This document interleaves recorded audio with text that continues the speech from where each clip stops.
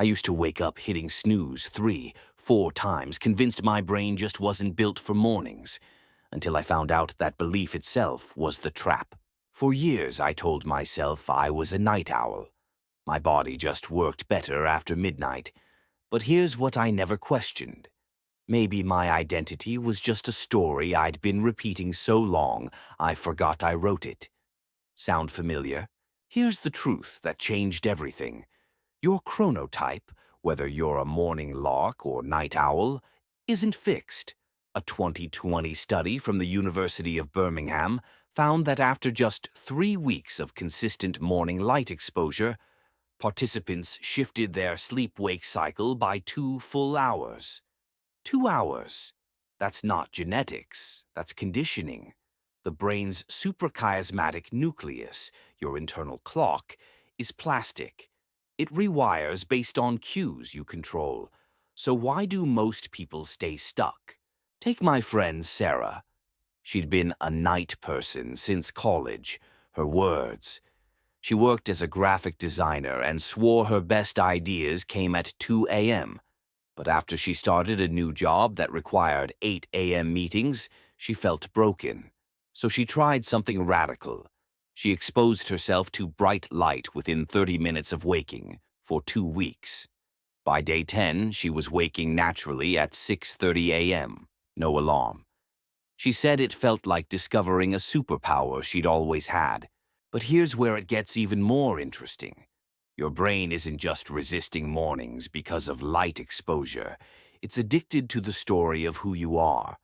Psychologists call this self-concept maintenance.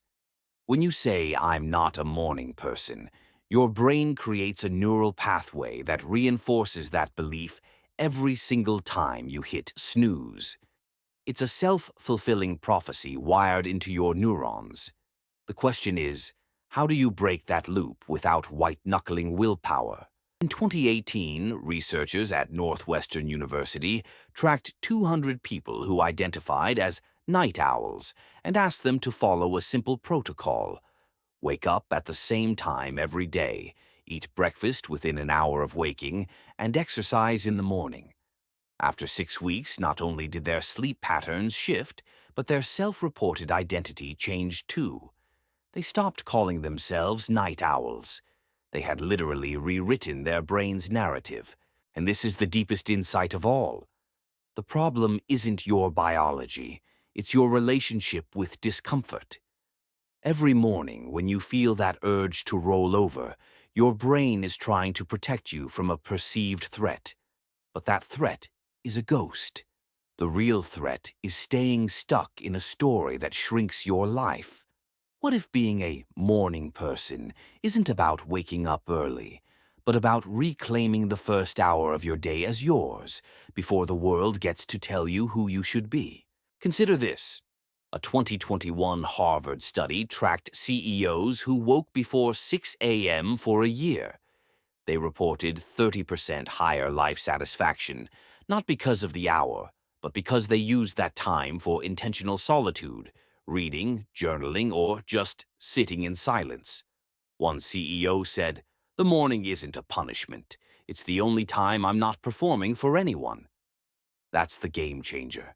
It's not about the clock. It's about sovereignty over your own mind. So let's pull this together. The belief that you're not a morning person isn't a biological fact. It's a mental habit reinforced by your environment, your identity, and your fear of discomfort. But here's the beautiful truth. Your brain is built to adapt. Every morning is a fresh chance to rewrite the script. The pain you feel when the alarm goes off isn't a signal of who you are. It's a signal of what you've been practicing. And practice can change. What happens if you ignore this? You stay trapped in a cycle of resentment toward your own life. I've seen people miss promotions, lose hobbies, and drift from relationships because they believed their morning struggle was permanent. They didn't realize they were fighting their own reflection. The cost isn't just lost hours, it's lost self-trust. Every time you ignore your potential, you tell yourself that change is impossible. That's a dangerous lie to believe. You are not a morning person or a night person. You are a person who has been practicing a story, and you can practice a new one starting tomorrow. The alarm isn't your enemy. It's your invitation to prove your brain wrong. If this hit home, subscribe. Because next week I'm showing you the one question that stops anxiety in its tracks, the same one Navy SEALs use. You won't want to miss it.